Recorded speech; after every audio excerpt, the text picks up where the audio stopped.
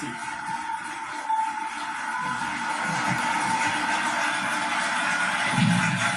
I like that crowd. That's a nice group of people. Thank you very much. Standing ovation.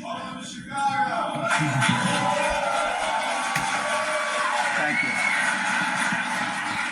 President Trump, thank you for doing this, as we said, and you were at the reception there. The business people of Chicago, like everywhere else, they like a lot of the things you want to do in terms of tax cuts and some of the spending proposals, but like many business people, what they're often worried about is the cost. And the Committee for a Responsible Federal Budget, which is a bipartisan outfit, put out some predictions the other day. If you add up all the promises you've made, then your plans would add $7.5 trillion to the debt.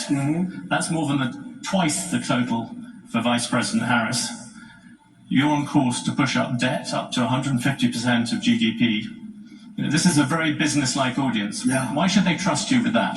Because we're about growth. She's got no growth whatsoever, and we're all about growth. We're going to bring companies back to our country. You look at even today, as I was driving over, I see these empty, old, beautiful, like steel mills and factories that are empty and falling down. Some have been converted to senior citizens' homes, but that's not going to do the trick. And we're going to bring the companies back. We're going to lower taxes still further for companies that are going to make their product in the USA. We're going to protect those companies with strong tariffs, because I'm a believer in tariffs. I'm not sure that you are. I don't think you are, but I congratulate you on your career. But to me, the most beautiful word in the dictionary is tariff. And it's my favorite word. It needs a public relations firm to help it, but to me, it's the most beautiful word in the dictionary. Tariffs, do you think that will bring in the revenues? To use another bipartisan group, Yeah. Peterson Institute, they say they only bring in $200 billion. That is that's barely the cost of two of your promises. Yeah, but that's like for what company are you talking about, okay? Look, I brought in with tariffs, and I was just getting started. Then COVID came, and we had because I tell you what, I did a very good job in COVID. Nobody knew what the hell it was. I call it the China virus because I like being a little more accurate. But when that came, we got hundreds of billions of dollars just from China alone, and I hadn't even started yet. But tariffs are two things, if you look at it. Number one is for protection of the companies that we have here and the new companies that will move in, because we're going to have thousands of companies coming into this country. We're going to grow it like it's never grown before, and we're going to protect them when they come in, because we're not going to have somebody undercut them. And I could give you an example of this if you want. Would you like me to? Because it just give me a quick example, then I will come back. I just found out about it. So I've been talking about for the last year about Detroit and how horribly it has been. You know, it's just horrible, because we've been talking about Detroit's coming back for 40 years, and it's never come back. And it's very dependent on the car industry. Well, they've lost 60% of the business over a long period of time. And what happened is I found out a friend of mine builds auto plants. That's all he does. He builds auto plants. That's what he's good at. He doesn't want to build an apartment. All he wants to build is and he builds the biggest in the world. And for the last year and a half, if anybody's heard me speak, I was talking about Mexico as a tremendous challenge for us right now. Tremendous. China is building massive auto plants in Mexico. And they're going to build them, and they're going to take those cars and sell them into the United States. They're very near the border, and they're going to have all the advantages and none of the disadvantages. And that's going to be the end of Michigan. It's going to be the end of, frankly, South Carolina. Going to be the end of everything. So I've been talking about this, and I said to him about 9 months ago, I said, you know what? I want you to do me a favor, John. His name is John. I don't want to give his last name because he might not like it. But I said, I want to see an auto plant. I want to go and see one of these. You know, you press a button and everything works, right? I want to see one of the big ones. He said, all right, good. I said, where do we go? I'd like to go to Michigan. I'd like to go to someplace in the United States. He said, no, we can't do that. Why? We're not building anything big in the United States. That's not where we don't build the big ones here. I said, where are you building the biggest ones? He said, in Mexico. We're building giant plants, the biggest plants anywhere in the world. In Mexico, I said. So you mean they're going to make cars cheaply? They have advantages over labor and other things, and they're going to sell them into the United States, and they're going to put Michigan out of business. Is that what? I don't know anything about that. All I do is build the plants. If you want to see a plant, we'll go to Mexico. I'll show you the biggest plant in the world. That was 9 months ago. I saw him, and I talked about it all the time because I think it's a serious threat to our country, because not only autos, but other things.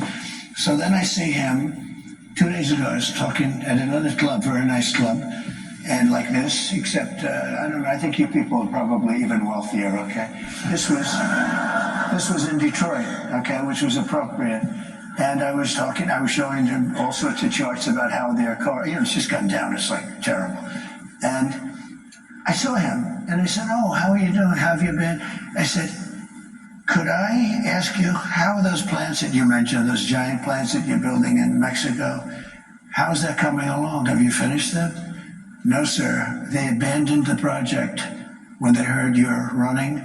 They abandoned the project when they saw that you were winning and doing well." I said, "Well," All the same. I told them, and I said it publicly, they're not going to sell one car into the United States. I said, if I run this country, if I'm going to be president of this country, I'm going to put a 100, 200, 2,000% tariff. They're not going to sell one car into the United States because we're not going to destroy our country because I know you're an anti-tariff guy, but I'm the exact opposite. If there was no other way I could have stopped them other than, what am I going to do, negotiate with Mexico or China? You're not going to get anything from that. I said I'm going to put a 100, 200, or 300. I'm going to put the highest tariff in history, meaning I'm going to stop them from ever selling a car into the United States. So I just see the guy by accident. I see him. He says, "Sir, they've abandoned it." And by the way, they built foundations. They were really rocking. They were going to do it. They thought that I was going to win, or maybe they just told me off. I tell you this, if I don't win, those factories are going to wipe out this country. They're the biggest factories ever built for cars. They're going to wipe out our country. If she wins, and she doesn't know what the hell she's doing. If she wins, she's not going to be thinking about, I couldn't, every speech I made having to do with cars, but every speech I made having to do with tariffs, I'd mentioned that our country is being threatened by Mexico. Now, all of those things, beyond even the car companies, all of those things are now dead. They're dead. I asked him, will they start? Probably not. They're dead as a doornail. If she gets in, it'll start up again. President Trump, I'll let you give your example. No, you talked a lot about tariffs.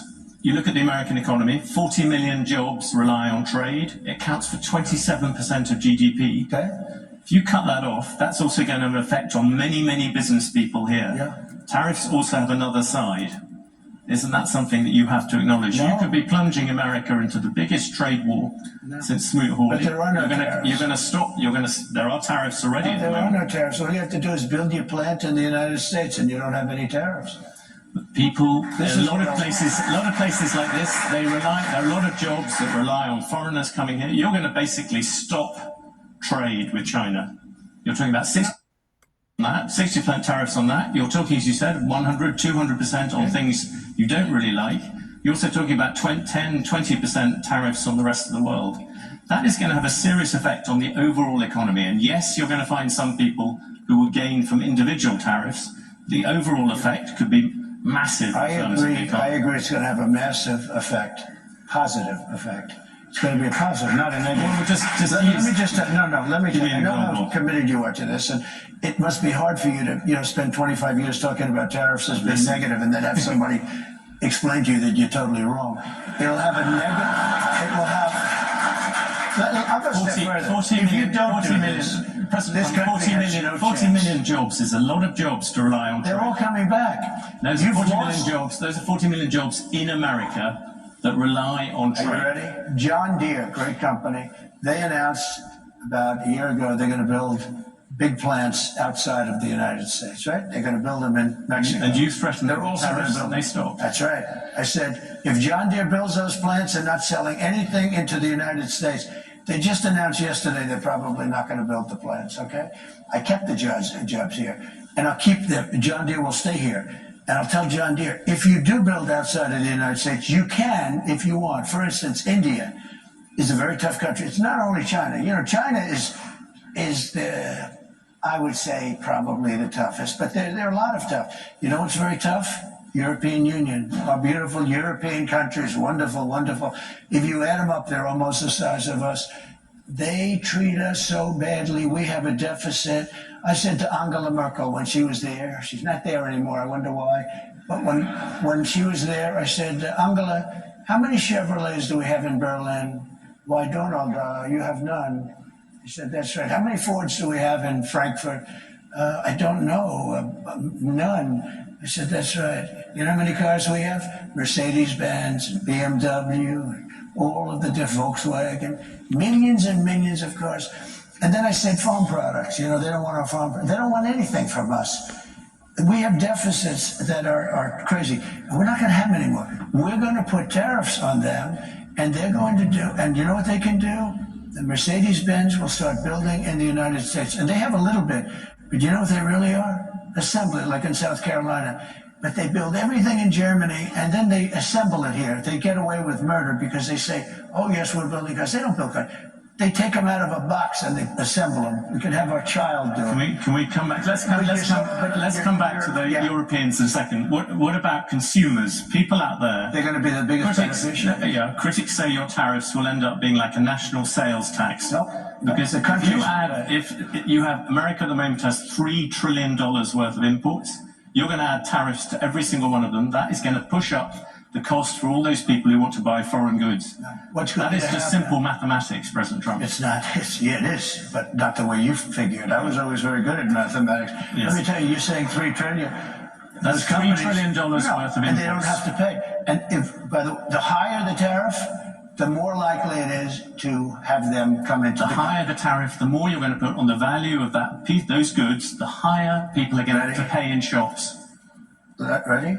The higher the tariff, the more likely it is that the company will come into the United States and build a factory in the United States so it doesn't have to pay the tariff. That will take many, as you know, that will take many years. In fact, I'll tell you, you know, there's another theory is that the tariff, you make it so high, so horrible, so obnoxious that they'll come right away. When I do the 10%, 10% is really, first of all, 10% when you collect it is hundreds of billions of dollars. The numbers that you're talking, all reducing our deficit. But really, so there's two ways of looking at a tariff. You can do it as a money-making instrument, or you can do it as something to get the companies. Now, if you want the companies to come in, the tariff has to be a lot higher than 10%, because 10%, we're a stupid country, a very stupid country. They can't believe that somebody finally got wise to them. Not one president, Bush, Obama, Barack Hussein Obama, have you heard of him? Not one president, think of it, not one president charged China anything. They said, oh, they are a third world nation, they're developing. Well, we're a developing nation too. Take a look at Detroit. Take a look at our cities. We're a developing nation. We have to develop more than they do.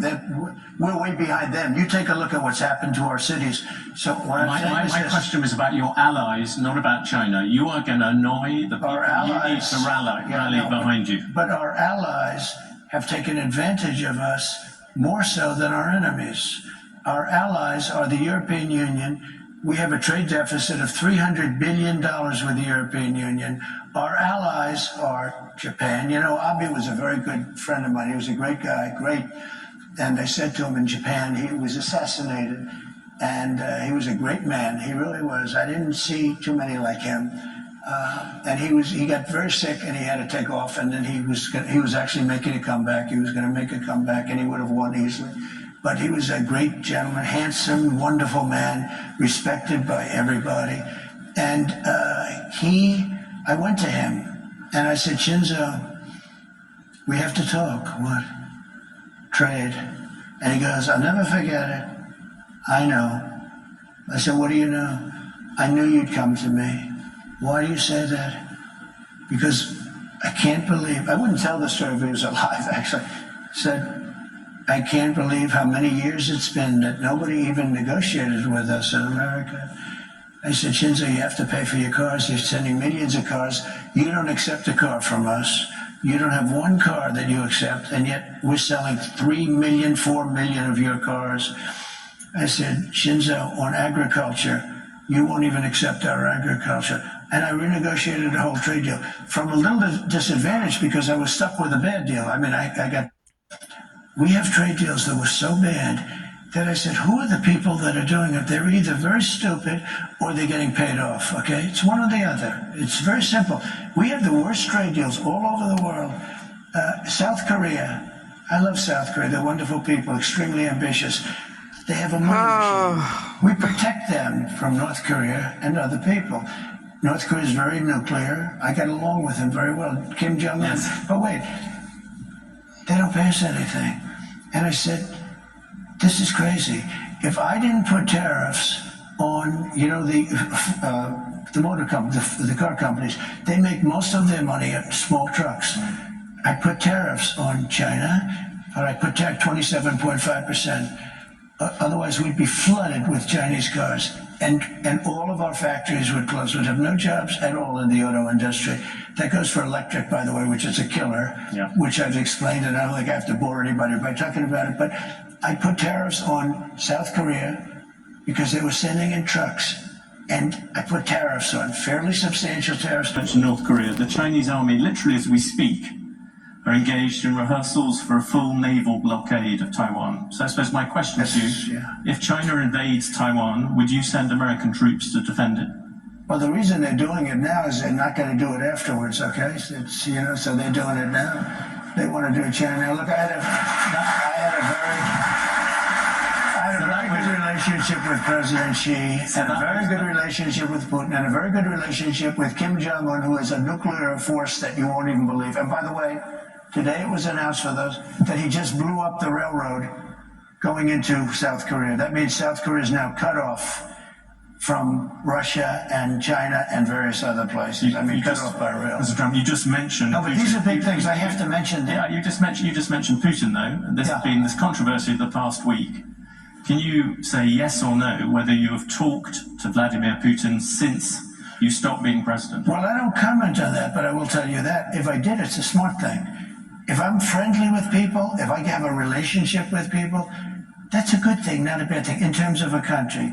He's got 2,000 nuclear weapons, and so do we.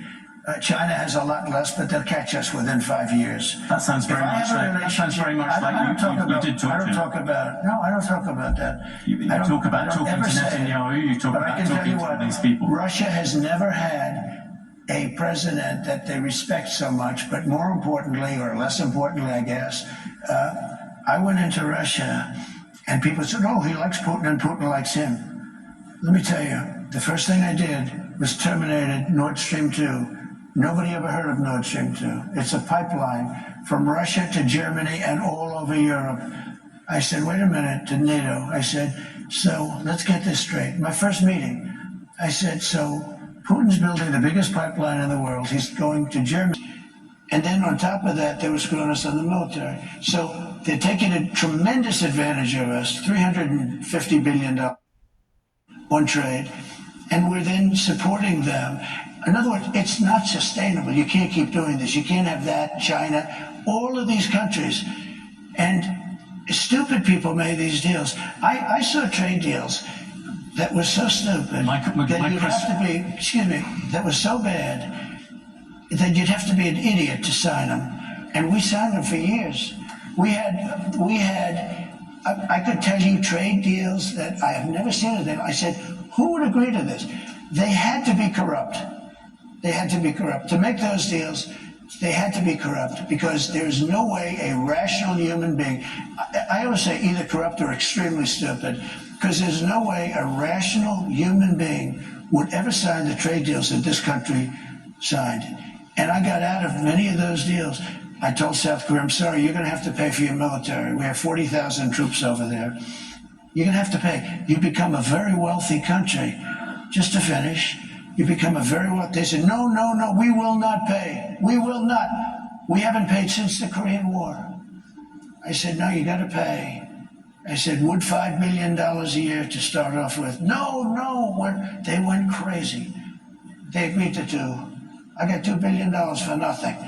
And I said, here's what we're going to do. They said, we can't agree to this because we have to go through Parliament. They have the Parliament or whatever their legislature is. I said, that's okay. I fully understand that. Make it $2 billion. But next year I'm going to talk to you again. And I was going to make it $5 billion. And they knew it was coming. the happiest people to see that it was Biden instead of Trump with them, South Korea. You know what they did? They cut off the deal that I made where they were paying us.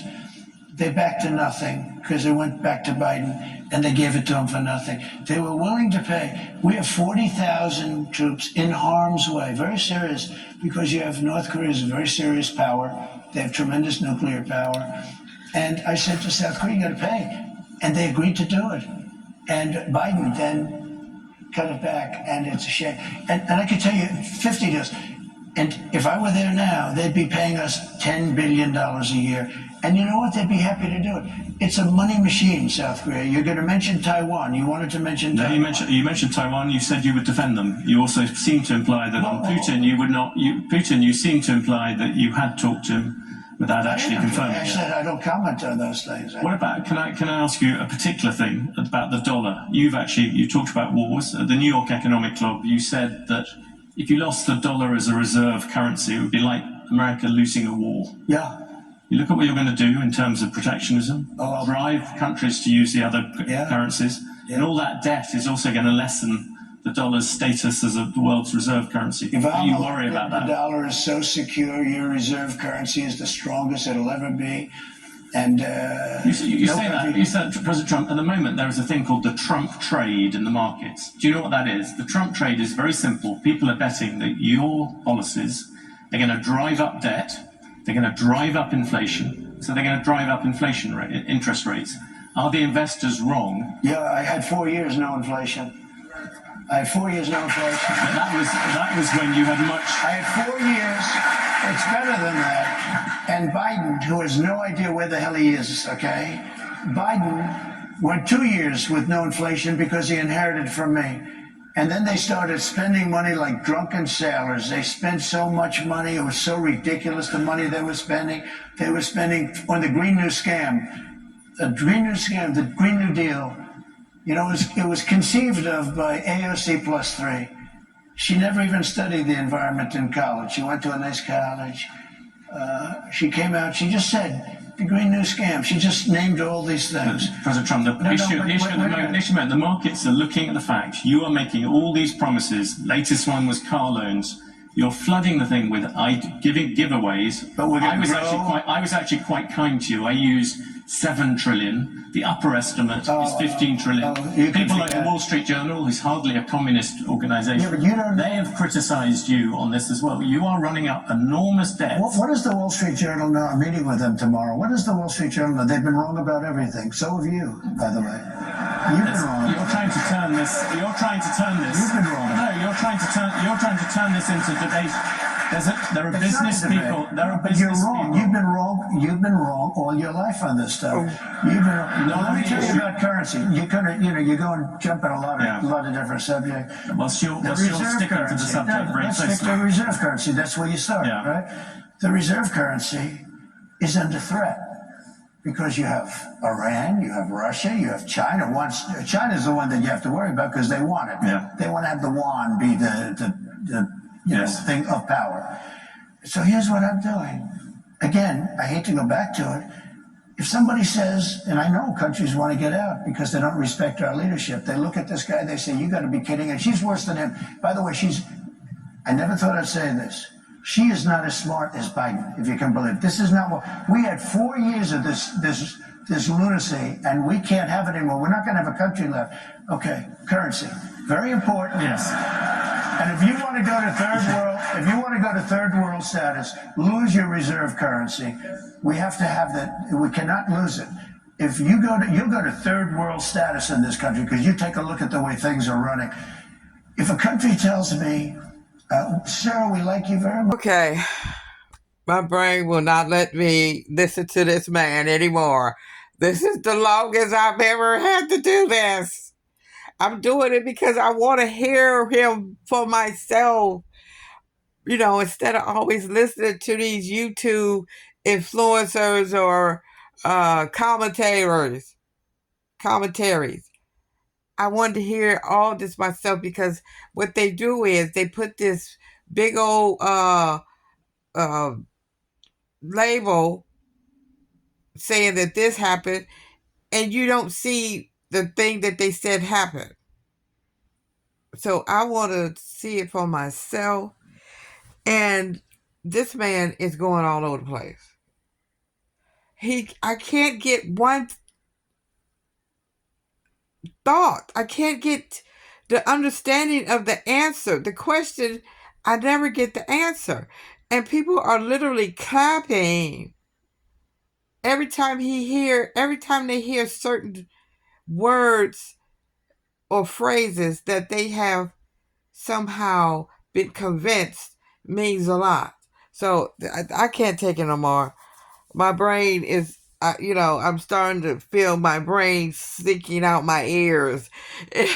This crap, this hot air is, oh my God. Thank you for listening.